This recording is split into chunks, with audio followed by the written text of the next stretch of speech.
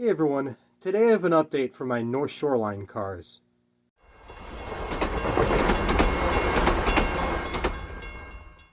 You may recall a few months ago I made a video on a kit-bashed North Shoreline Interurban car for O-Gauge. And ever since I had put that car together, I intended on making some more. And, well, I finally got around to it. I recommend watching the first video before this video so you just get a full picture of how I put these together. But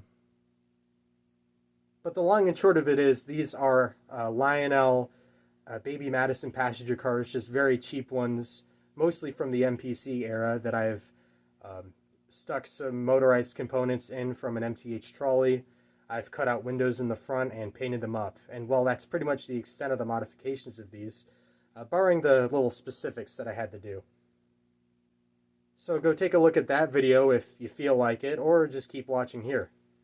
Now I'm going to go into detail about the addition to this set, which is the car in the back.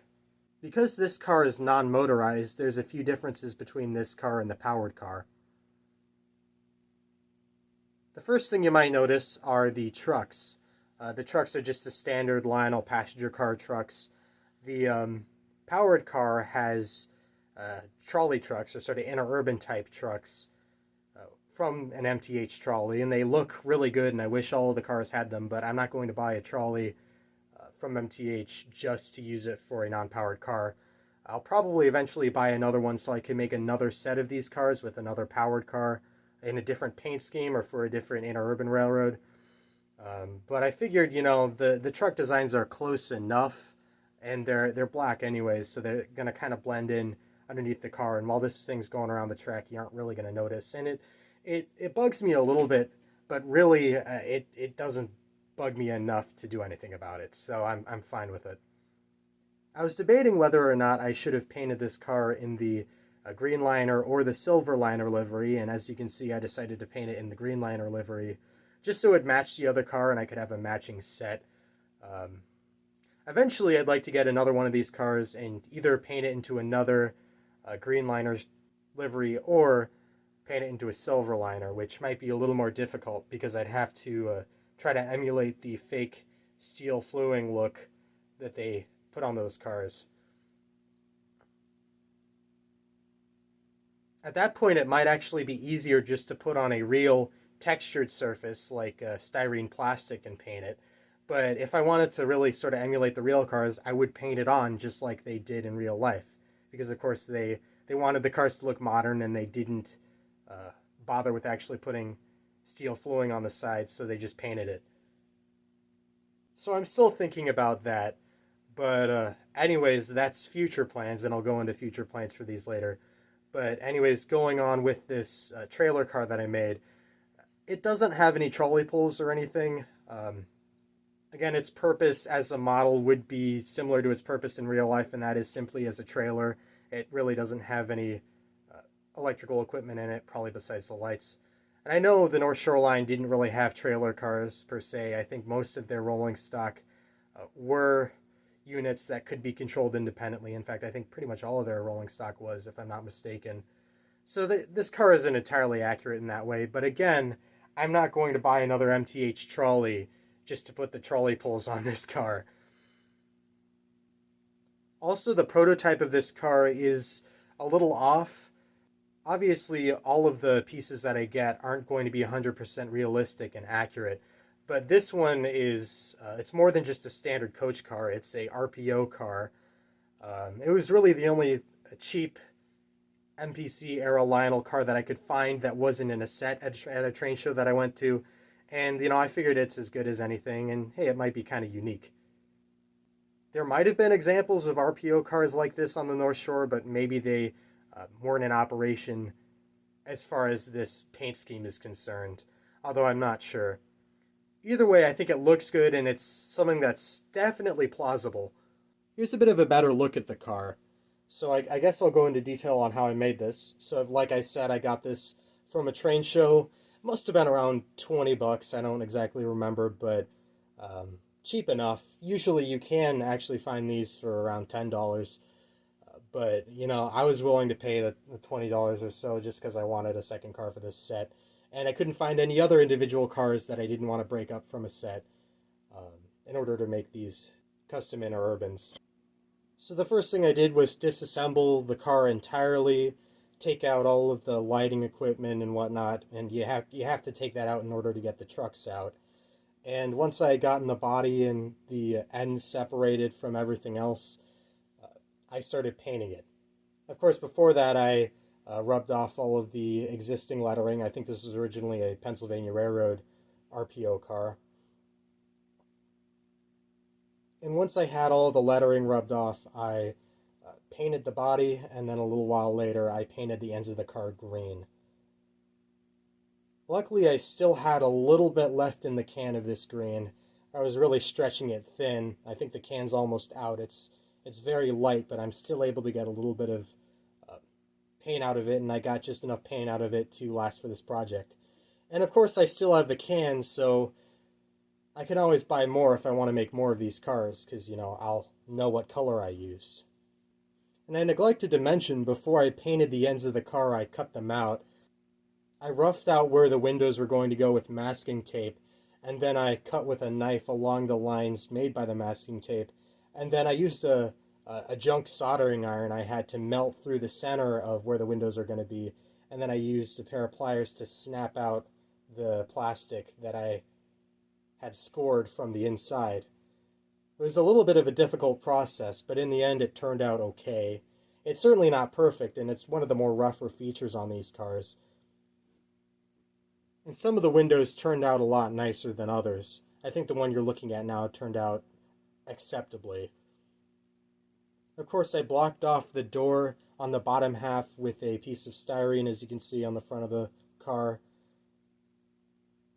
And like I said, once I had done all of that, I had it painted in a sort of forest green. A few days after letting that dry, I applied red paint where it was necessary. Of course, the band at the top and sort of the masks on the end. And I think it turned out pretty good. There was a little bit of running, especially on the ends, because, well, I didn't bother getting proper Tamiya masking tape for this. I just used what I had on hand. And, well, it ended up bleeding a little bit, so I ended up touching that up later. And, of course, once I finished the paint, I moved on to other parts of the graphics, like the North Shoreline logo on the side. I printed out that decal on white decal paper, and I slapped it on the side of the car. I think it turned out okay. I flipped the car around so you can see the other side. And on this car, as well as putting these on the other car, I put these destination signs on. I don't know if you can read that, but it's Chicago Local Skokie Valley Route. So this would probably be a southbound train into Chicago via the fast Skokie Valley Route. I had to make some changes to the sort of underside pilot and couplings of both of these cars to make them look good and work. At the front of this car, I've always had the sort of cow catcher thing that you can see under the front of the cab, and that's from the MTH trolley. And it used to be at the end of this car, where that coupler is now, but I ended up moving it to the end of the other car because I wouldn't have a coupler on that end. And if I ever had to add more cars to this set, all I'd have to do is put some in the middle. And I wouldn't have to deal with adding any pilots because, well, there's a coupler where the pilot should be. Speaking of couplers, I needed to make a few changes to the couplers in order to get these to go together. Both of the couplers I used originally came with the car I purchased for the trailer car. I took one of them and I shortened it. I cut a little bit out of this long part that goes from where it attaches to the car over to the knuckle. And I did that because this car's larger trucks didn't allow the original coupler mounting spot to be where I put the coupler, so I had to scooch it up a little bit, and as a result the gap between the cars was a little too big. So eventually I decided to cut a little bit of length out of this coupler so that it looks a little more neat and closer. And this other coupler remained unmodified from the original mount because I'm using the regular trucks. But after all that, I finally got a second car for my Interurban set. Of course they aren't perfect. There's a lot of spots on these cars where I want to touch up the paint, which, I could do right now. It's really not that difficult of a thing. And I still have the paint for it.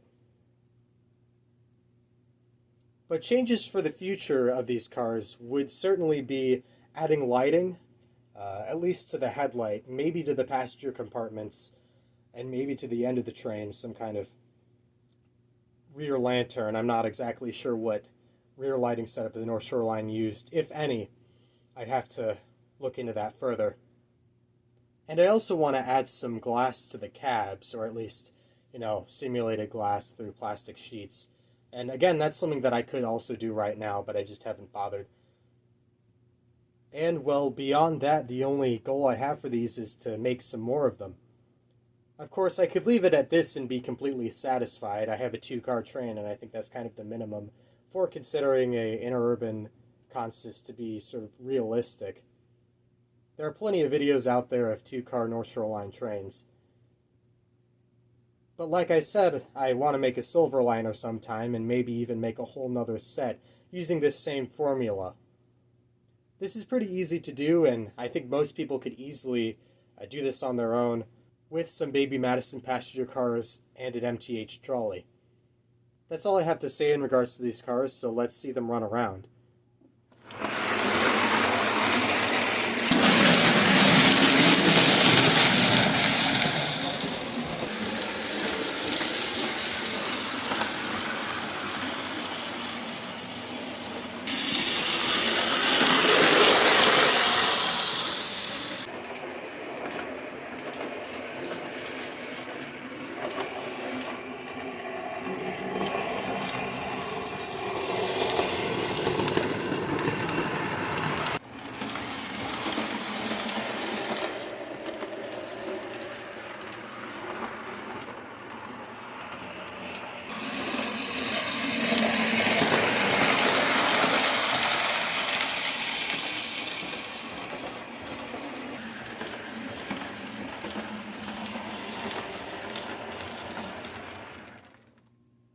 Thanks for watching, and have a great day.